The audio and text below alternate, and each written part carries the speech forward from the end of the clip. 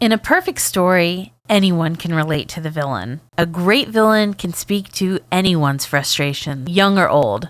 Growing up, you may realize all of the shoulds, how things should work, don't really exist. There's only what is, and that truth is a kick in the teeth. The same goes for getting older and finding out that all the sacrifices you made don't always come with rewards in the end. A happy ending isn't always guaranteed, and making the right choices don't always lead to a payoff. And that reality can build frustration, like you've been robbed. But in a civilized world, you can't act on it. What can you do? Nothing. Enter the villain, our proxy, our shadow, the one who acts on impulses we have but never express, who does the ugly things we fantasize about on our worst days, and they take the fall for it. They carry all the blame, all the hatred, so we don't have to. There are 1,000 little things that make a story good, but one of the best things to think about is the character. And one of the most fascinating characters to dive into is the villain. Heroes are cool. They're almost always friendly. They probably have a niche skill set, but they're also predictable. You know whatever else they're going to do the right thing. And maybe that's unfair because you could say the same thing for a villain. Whatever else they do, you know that they're going to fuck shit up. But while there are dozens of ways to do the right thing, there are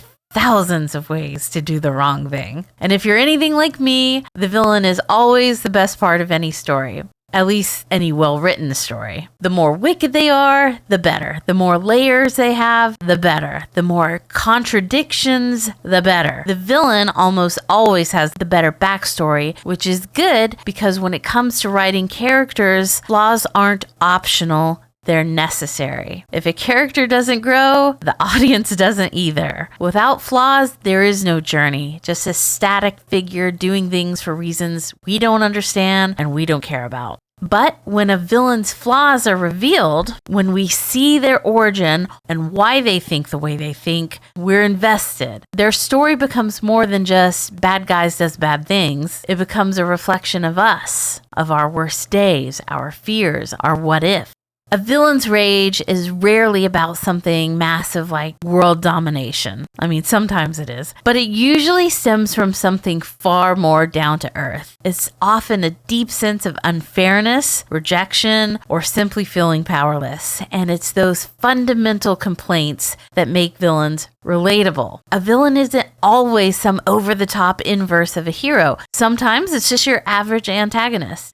Take Jordan Belfort from The Wolf of Wall Street and his trusty sidekick, Donnie Azoff. These two were total and complete dickheads. Did we care? No. It was a 3-hour movie and the audience was glued to the screen from beginning to end. Now, almost no one would approve of their actions, but almost all of us understand the origin. We see their dissatisfaction with their meager beginnings, so when they have the opportunity to change their situation, we at least understand it. The writers invested in this story, and yes, I know it's based on a true story, but almost immediately and all throughout the movie, we see outrageous cause and effect, cause and effect, cause and effect. So with every wild, bizarre, or illegal decision they make, we, the audience, are fully aware of the reasoning behind the decision they make. This, of course, is also an example of great writing because I'm quite sure in reality, they had all of the vices with absolutely none of the charm.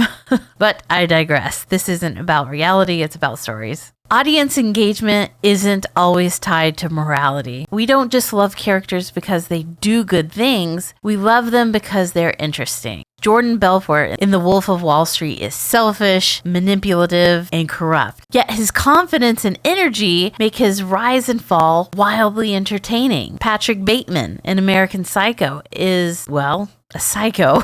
But his polished image, his charm, and his descent into madness make him fascinating. We're not rooting for him, but we're locked in. The Joker in The Dark Knight, completely immoral, but commands every scene. These characters don't earn our interest through goodness. We're drawn to their complexity, not their morals. Charismatic villains captivate us because they blend danger with charm, making us question our own moral boundaries.